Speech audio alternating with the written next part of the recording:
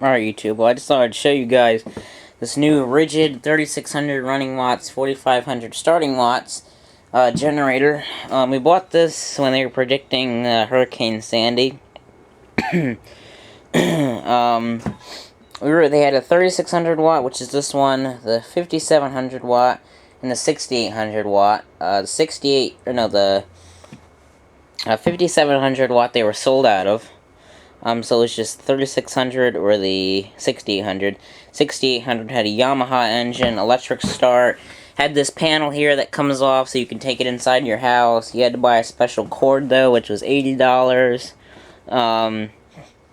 That one was $1,000. This one was $500. We financed it, and so if you spend an extra $100, so if you spent $600, you had 24 months to pay it off.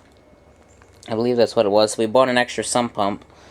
So my dad and I financed it, but it's got 4 120-volt plugs, 1 twist and lock plugs, smart display, which I kind of like because it's it'll tell you how many volts it's at. And I didn't actually even try these buttons. I see you can press your hours, service, and it'll tell you when all that stuff needs to be done. Subaru engine. Obviously they don't have throttles. Generators do not have throttles. Which I like the Subaru engine, same as in the Ariens Edger. I'm not sure if it's the exact same. This is a bigger engine, but yeah. So it's I don't know what they mean by zero gravity, but they got the wheel kit on it. Handles.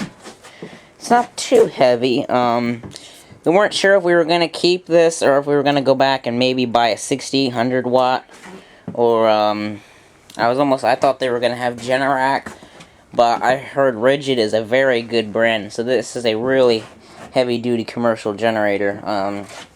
One thing that we were reading through the manual, it said to reduce the risk of electrocution, properly ground the generator, which we have never heard of even grounding a generator.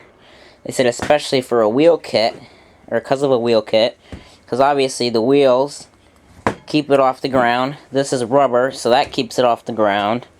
So there's no way for the electricity to get discharged back into the ground.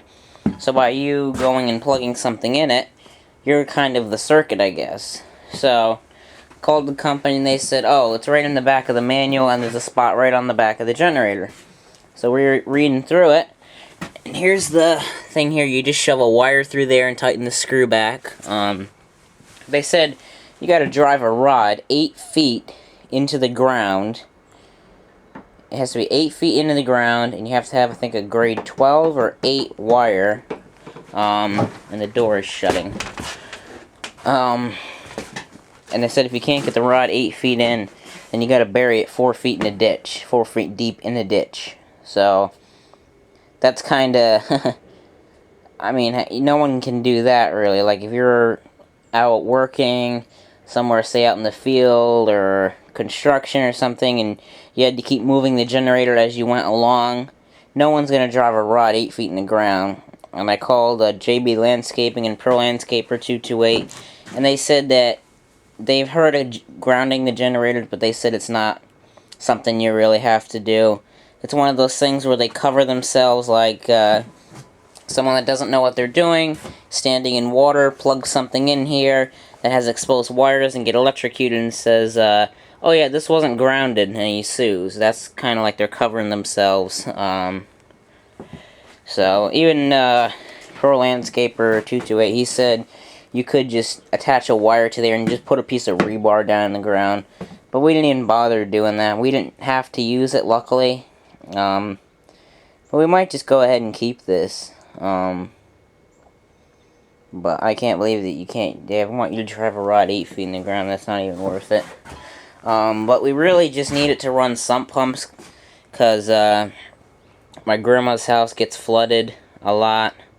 So we just need it to run sump pumps. The company said that this sump pump, or the sump pumps, are actually 1,000 watts, so we can only run 3, but at least that'll leave the 4th plug for, like, if we wanted to, like, put some lights in or something, because Three sump pumps would take 3,000 watts altogether, and I got like 100-watt, like those halogen tripod lights that I could plug in here, so that would work or something. But yeah, that's it. It's a nice generator though. It runs good, starts up. I think it's got like a 4-gallon fuel tank. I think it's 11-hour runtime. I'm not sure.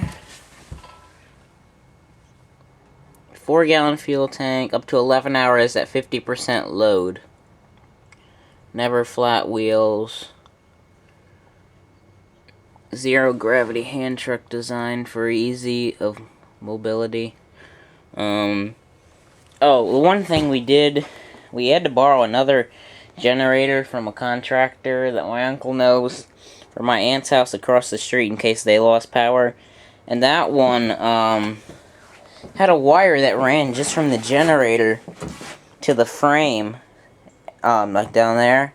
And only that one didn't have a wheel kit, so apparently when it gets set right on the ground, that's what grounds it, but it's not even worth it, so I mean, you could ground it, but I think it's just one of those things where they try to cover themselves. But this has got a full tank of gas in it, so I'll probably get one of those fuel siphon things to siphon out all the fuel in it. Maybe I'll just run it through the mowers or something, but yeah, so see you guys.